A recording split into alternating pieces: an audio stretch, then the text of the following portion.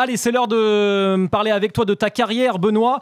On va commencer, par un petit épisode qui nous avait marqué. C'était ton dernier match avec le Stade Rennais. On est en zone mixte et il y a quelque chose, un truc de journaliste qui t'avait un peu énervé. Tiens, regarde. Oh, les notes. Si vous savez comment je m'en carre le cul.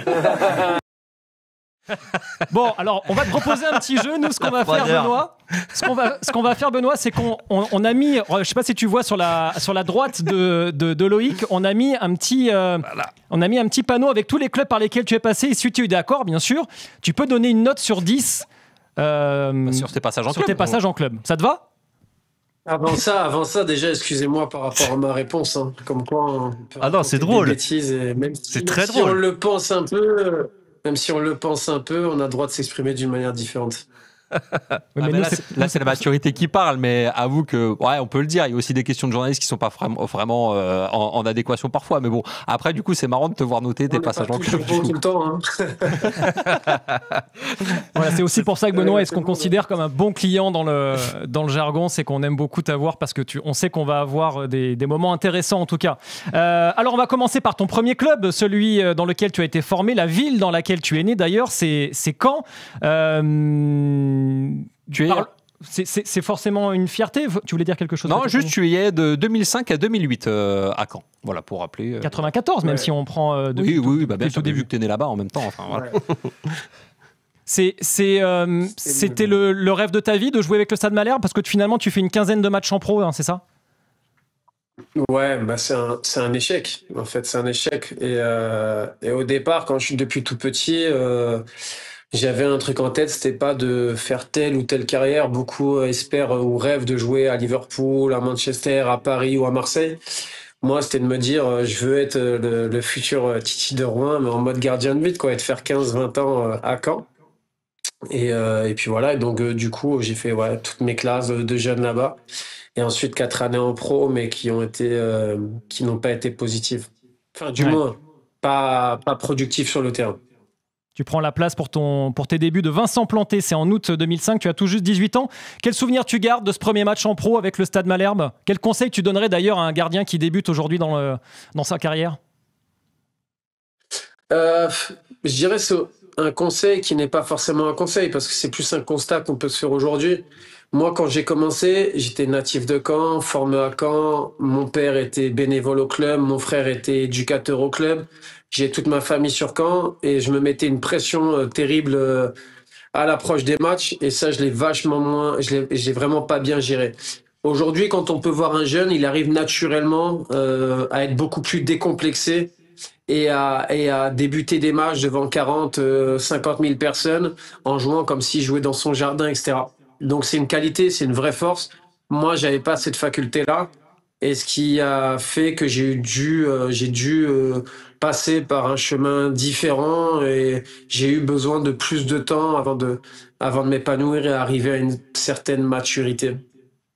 Il y a un joueur que tu as côtoyé très tôt dans ta carrière, c'était en finale Poussin à Clairefontaine, tu portais le maillot de Caen, lui de l'Olympique Lyonnais, et vous vous êtes recroisés un peu après. Si je te dis Karim Benzema, ça te rappelle quelque chose? On a retrouvé une petite photo, tiens d'ailleurs, on va vous la montrer, où il te met un but. Vous êtes méchant depuis le début avec moi. Hein. Vous êtes super méchant. Parce que heureusement que c'est qu'une photo, parce que si vous mettez la vidéo, mais il m'a explosé sur cette situation. On n'a pas les droits, heureusement. On peut pas la mettre. Mais attends. Benoît, vu que tu l'as connu hyper jeune, Benzema, même en finale de Poussin, il était déjà chaud bouillant ou pas encore? J'ai pas trop de souvenirs de Karim tout jeune. Moi, j'ai surtout des souvenirs de Rémi Rioux, qui était gardien de but et qui faisait partie de cette équipe-là aussi, ainsi que Romain Beignet ou Sandy Payot, que j'ai retrouvé en sélection de jeunes après. Karim, les souvenirs, ils sont surtout quand on a commencé juste pour l'Euro, en fait, où il nous a rejoint pour l'Euro. Bon, là, déjà, on a compris tout de suite. Mais cette situation, elle est super marrante parce que là, c'est une photo. Mais maintenant, on peut en rigoler. Mais si vous mettez la vidéo, il m'envoie une feinte de frappe. Il avait Sinégo vu qui attendait tout seul sur le côté. Ça arrive à 2 contre moi. Et là, moi, il m'a envoyé avec sa feinte. Il m'a envoyé de l'autre côté du stade. Mais ça a fait le tour à un moment donné. J'ai vécu un sale moment sur cette action. Tu te reproches un truc d'un point de vue technique parce que nous, quand on a vu la vidéo, on se dit qu'au niveau de ta position, il y a un truc, au niveau de ton jeu de jambes. Est-ce qu'il y a moyen d'éviter en fait la feinte et de pas le prendre ce but avec le recul? Bah, avec le recul, c'est ce qui pouvait m'arriver quand on jouait des joueurs d'un talent exceptionnel, du genre Neymar ou quoi que ce soit. C'est qu'avec le recul, je me dis, bah vas-y, fais le nombre de feintes que tu veux, mais je bouge pas. Donne le ballon en retrait si tu veux, mais tu vas pas me faire danser comme tu m'as fait danser là. Et puis c'est surtout maîtrisons déjà ce qu'on peut maîtriser. Je veux dire, maîtrisons ce qui se passe dans notre périmètre plutôt que de vouloir gérer l'éventuelle passe en retrait ou quoi que ce soit. Et bon, j'étais tout jeune, je débutais, j'ai eu affaire à un talent exceptionnel et qui a fait la carrière qu'on connaît, et qui continue de faire sa carrière qu'on connaît. Et Benoît, qu'est-ce qui te perturbe le plus sur cette action-là? Parce qu'il va faire le passement de jambe, mais on sait qu'avant, il regarde sur sa gauche pour regarder Sidney Govou. Vous l'avez vu quand même, ouais. Ah ouais, on l'a vu. Mais, non, mais du coup, de regard en plus. C'est quoi? C'est la fin du regard? C'est la fin de la jambe? Il regarde et je vois Sidney Govou qui arrive, en fait. C'est un sorte de shoot-out, mais en 2 contre 1. Et il regarde Sidney Govou, il le regarde 1 fois, 2 fois. Et moi, je me dis à un moment donné, il va lui mettre. Et sauf que là, il m'envoie une feinte, je suis parti à l'opposé. Et j'ai fini avec des côtes brisées et tout ce que vous voulez. Mais ce qui me choque le plus, c'est un peu mes cheveux aussi. Ouais, justement, il y a Apolline qui nous dit dans le chat, on peut reparler de la coiffure avec le bandeau, par contre? Ouais, mais regardez, on y revient. Hein. Sur un projet différent, mais on y revient. Hein. Et attends, t'en as reparlé de ce but-là avec Karim Benzema ou pas? Non, je sais même pas s'il s'en rappelle, mais j'ai évité de me remémorer ces souvenirs-là quand même. Ah. Et ce jour-là, d'ailleurs, tu dis c'est un ballon d'or en puissance? De toute façon, nous, on était issus d'une génération où Samir, Karim, Atem, Jérémy, ils avaient jeunes, c'était des ballons d'or en puissance. Après, chacun mène sa carrière. Voilà, il y a des paramètres qu'on maîtrise pas, mais c'était des phénomènes tout jeunes déjà, c'était des phénomènes. Et du coup, Benoît, alors sur cette expérience avec Caen, tu te mettrais quelle note sur 10 de ton passage? Je me lève alors. Tu disais que c'était pas... Je me mets 2. Parce que je peux pas mettre 0 parce que je profite aussi du fait que je sois normand. Donc, du coup, je veux dire, on peut pas me massacrer. Mais je me rappelle, vous savez, figurez-vous, j'avais 18 ans et je me rappelle d'un article dans la presse après un loupé en Coupe de France contre Valenciennes.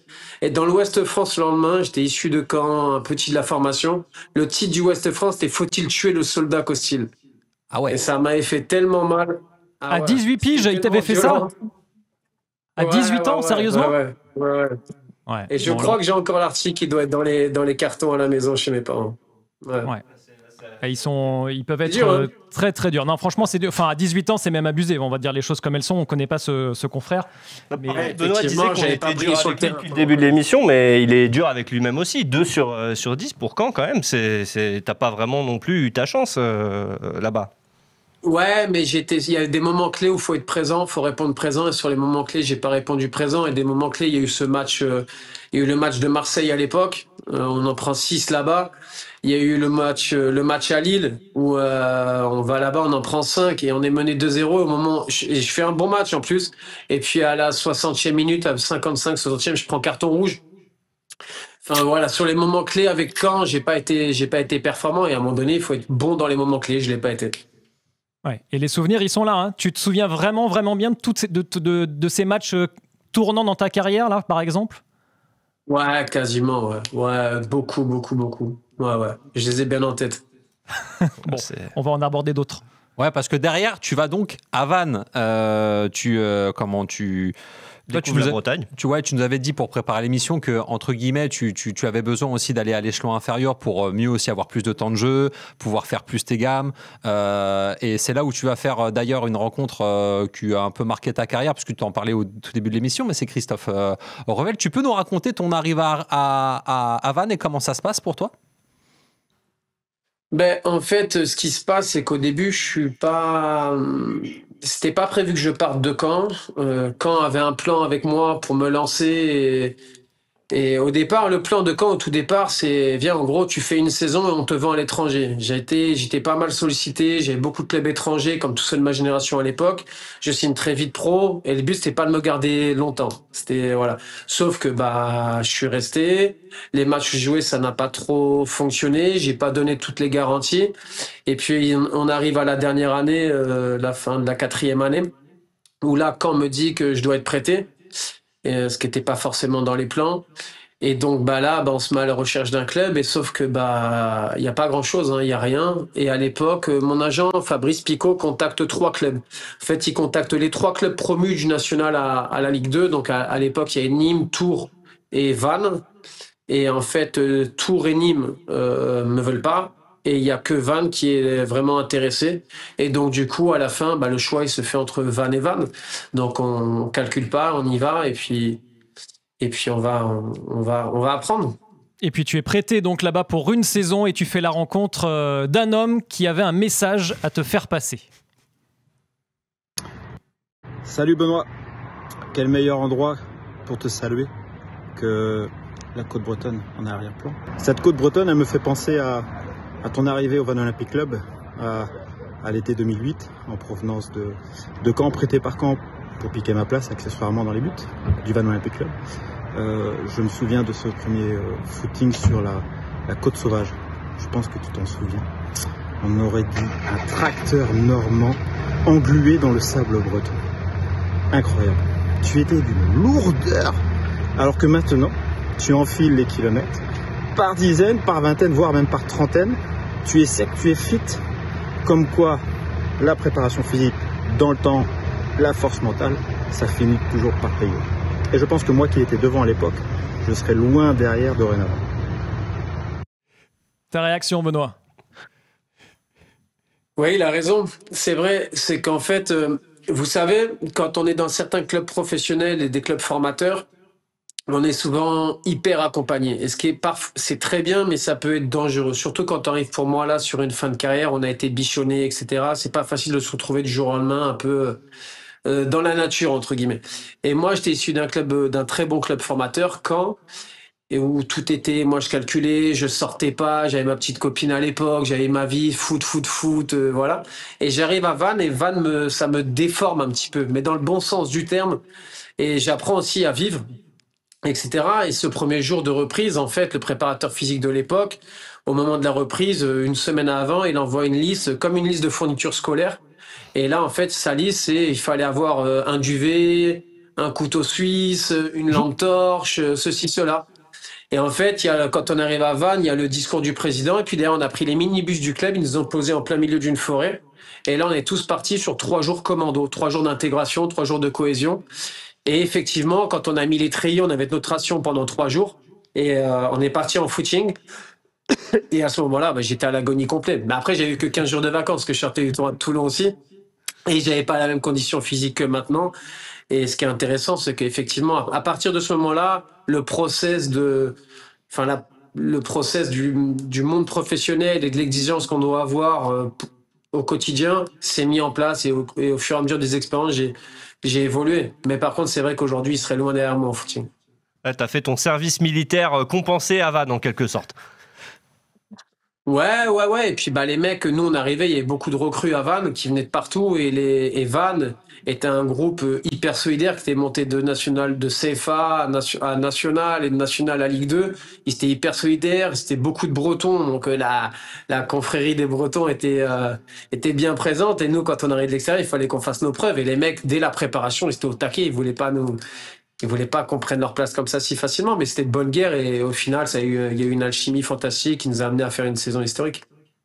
Et d'ailleurs, Benoît, quand tu arrives dans un club, bon, notamment là, c'est Vannes, mais qu'est-ce que tu regardes dans un club? Est-ce que tu regardes le cadre de vie? Parce que tout à l'heure, on parlait d'Anthony Lopez. Est-ce que tu regardes le gardien numéro 1 ou numéro 2 qui est là? Est-ce que tu regardes le style de jeu? C'est quoi que tu regardes pour, entre guillemets, choisir un club? Bon, même là, si tu nous avais dit qu'il n'y avait pas vraiment de choix pour Vannes.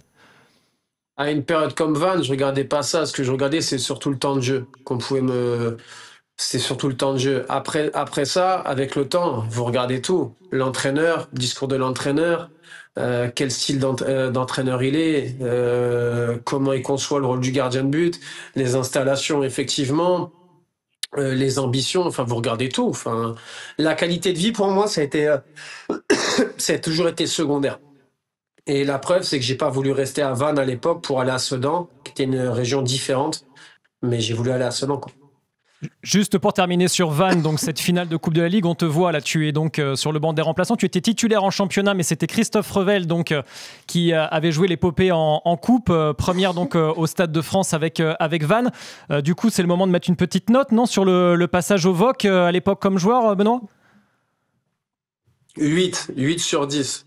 Ah, bah voilà. Voilà une bonne note. Voilà une bonne note. Et puis le VOC, évidemment, maintenant, c'est ton club, parce que tu es vice-président et Christophe Revel est le président du club. Raconte-nous un petit peu cette aventure. Oui, bah c'était comment dirais-je, on connaissait les anciens dirigeants un petit peu et avec qui on avait parlé par le passé, surtout pour mettre éventuellement un petit billet dans le club, sauf qu'on met pas un billet sans savoir où ça va. Et puis on avait eu écho, Christophe avait eu écho que le club avait quelques difficultés. Et donc il m'a appelé en janvier pour me demander si ça me branchait d'aller avec lui dans ce projet. Moi, je savais pas où en était encore ma carrière. J'étais en Italie, ça se passait plutôt bien à ce moment-là, etc. Et puis on y est allé. Et bon, effectivement, le club avait plus de difficultés qu'on ne savait et qu'on l'imaginait. Et donc du coup, ça a été un début de mission très compliqué, mais qui se met en place avec le temps et progressivement, et on espère que ce bon petit club de jeunes redevienne attractif pour les jeunes et que les gens, les licenciés prennent du plaisir, que ce soit les jeunes, les licenciés, les parents, et puis que les jeunes évoluent dans le bon sens et qu'on soit un bon club référent sur les jeunes. On est très humble et très modeste par rapport à tout ça, mais avec une vraie volonté de faire quelque chose de bien et de cohérent sur des bonnes bases, des bases saines. Benoît, Christophe Revel, donc ça a été ton coéquipier, ça deviendra par la suite ton entraîneur des gardiens, on va y revenir, et puis c'est aussi ton co-dirigeant. Qu'est-ce qu'il t'a apporté quand il était à Vannes? Parce que au-delà des footings, c'était quoi ta relation avec lui et qu'est-ce qui t'a le plus apporté dans ta carrière? Quel conseil il t'a donné dans ta carrière? Parce qu'il était en fin de carrière, on le rappelle. Parce qu'il était en fin de carrière à Vannes, exactement. On avait une relation de coéquipier, hein. On n'était pas plus proche que ça. Alors, on pouvait se retrouver à l'époque après les matchs, comme toute l'équipe. On était 15 après les matchs, aller dans un bar de Vannes, même avec le président, avec même Olivier Cleurec, qui était à Vannes à l'époque. Et on était un peu un club professionnel avec un état d'esprit d'amateur. On se prenait pas la tête, mais on avait une relation de coéquipier. C'est plus après, parce que ce qui se passe, c'est quand on fait notre dernier match à Vannes, Christophe, il fait une grosse saison, notamment sur la Coupe de la Ligue, et il est sollicité, il a des clubs de national pour poursuivre sa carrière. Sauf qu'il a l'opportunité de devenir entraîneur des gardiens à Rennes. Et lui, il se dit, je peux avoir 2 ans de contrat dans tel club en national, mais là, j'ai une possibilité de faire une reconversion fantastique dans un club qu'il connaissait bien, parce qu'il a été formateur. Donc, il fonce là-bas. Et c'est qu'après, une fois que je sors de Sedan, où là, Rennes cherche un gardien et qui m'appelle. Mais au quotidien, à Vannes, il m'a pas donné spécialement de conseils ou quoi que ce soit. Hein. Et il n'y avait pas forcément d'amitié à ce moment-là, alors? Non, on n'était pas plus proche que ça, on se respectait, on pouvait rigoler, etc. Mais c'était pas mon grand pote du vestiaire. Et donc, on rappelle que le VOC aujourd'hui est en National 3. Petit message sur le chat. Salut Benoît, c'est Jadro33 qui nous dit « Je suis supporter des Girondins depuis ma plus tendre enfance. Je t'adore. » On parlera tout à l'heure du club des Girondins. Après Vannes, tu l'as dit, donc tu files en direction de Sedan. Pourquoi Sedan, qui est en Ligue 2 à l'époque? Pourquoi Sedan? Parce que à l'époque, j'ai été prêté par Caen. Quand je suis à Vannes. Et là, et vous savez, ça peut être mal interprété ce que je dis, moi, quand j'étais à Vannes, je voulais rentrer à Caen. Je voulais réussir à Caen, j'avais pas enlevé ça de ma tête. Et à ce moment-là, à la fin de mon prêt à Vannes, ce qu'on me reprochait avant que j'aille à Vannes, on peut plus me le reprocher. J'ai joué en Ligue 2, j'ai été performant, et en plus de ça, Caen descend en Ligue 2. Donc je me dis, aïe, malheureusement, le club descend, mais ça peut faire mon bonheur, ou là, je peux peut-être avoir ma chance à Caen. Sauf que, non, on me dit que c'est pas possible. À l'époque, on me dit même, ouais, mais tu as un trop bon contrat par rapport au gardien qu'on va faire jouer. En soi-disant, je gagnais 2 fois plus. Je leur dis, c'est pas le problème, c'est que c'est qu'une question d'argent. je me m'aligne je baisse mon salaire par 2, c'est pas le problème. Mon rêve, il a pas de prix. Et donc, du coup, j'y vais. Et là, on me fait comprendre que non, finalement, il y a plus que ça. Donc, je dois être trop nul et voilà. Et du coup, Van veut me garder. Et sauf que moi, dans ma tête, là, je me dis, il faut que je sois en Ligue 1, il faut que j'aille jouer en Ligue 1, il faut que je performe en Ligue 1. Et du coup, je pensais toujours qu'en restant à Vannes, il me manquerait une étape avant d'arriver en Ligue 1. Et donc là, je choisis d'aller à Sedan, un club qui peut postuler à la montée et qui a un nom qui porte plus, avec des infrastructures plus importantes. Et donc, c'est pour ça que je vais à Sedan avec une mission, c'est-à-dire en 2 ans, il faut que je sois en Ligue 1, que ce soit avec Sedan ou avec un autre club. Ouais, et ça marche bien à Sedan. La première saison, tu es déjà donc titulaire, nommé pour les trophées UNFP du meilleur gardien, et tu seras récompensé au bout de la 2e saison donc avec Sedan comme meilleur gardien de Ligue 2. On voit la cérémonie à l'époque qui se déroulait sur le plateau de Canal+. C'était donc le bon vieilli, tremplin. Hein. On a vu la coupe de cheveux tout à l'heure. T'as remarqué qu'on n'a pas fait de remarques. Voilà, mais t'as pris la sagesse, c'est ça. C'était le bon tremplin, c'était le bon choix, Sedan. Ouais, c'était vraiment le bon choix. C'était vraiment le bon choix et je me suis régalé à Sedan, que ce soit sportivement et humainement. J'ai rencontré des gens fantastiques. J'ai un respect éternel pour le président Urano, la manière dont il s'est comporté avec moi. Je l'ai connu 2 ans, mais il a été, comme un papa. Il était très dur, etc. Mais j'ai vraiment aimé. J'ai aimé mes coéquipiers. J'ai aimé les Ardennes, les gens qui sont un peu froids au départ, mais au final, qui ont un cœur énorme, énorme. Et j'aimerais bien retourner à l'occasion. J'aimerais bien aller y faire un tour. Surtout qu'ils sont pas bien, les pauvres. Hein. Ils ont été relégués administrativement aussi. Ils sont vraiment. C'est un des clubs. Benoît parlait de Tours aussi qui va pas bien. Et c'est vrai que c'est triste parce que Niort ça reste. Oui, je voulais pas le dire pour pas te peiner, Jérôme, mais Niort effectivement en fait partie. Non, il faut dire que tous ces clubs de petites métropoles sont en danger et qu'ils ont besoin de soutien. Niort et Sedan particulièrement. Tours, c'est trop tard malheureusement puisque le club a disparu. C'est l'heure de la petite note pour Sedan. Benoît, on met combien sur 10 11. Non, mais je bien parce qu'après, je vais me massacrer après. Là, quand même, je mettrais 8. Allez. Mais si ça vaut 9, non? J'aurais mis 9. Ah non, mais 9. Ah, il a dit 8, Mais attention, hein, si les notes sont hautes là, c'est qu'après, je peux me dégoupiller après. Alors, tu le disais, tu avais une super relation avec le... Ouais. Vas-y.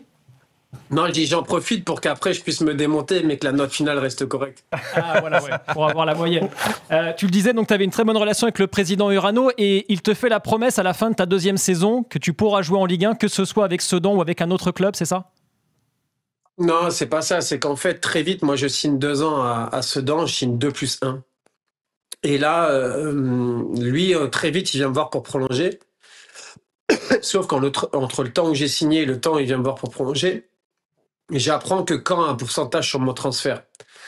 Et moi, j'étais un peu têtu quand même. Et je voyais comment Caen s'était comporté avec moi. 20% de 0, ça fera toujours 0.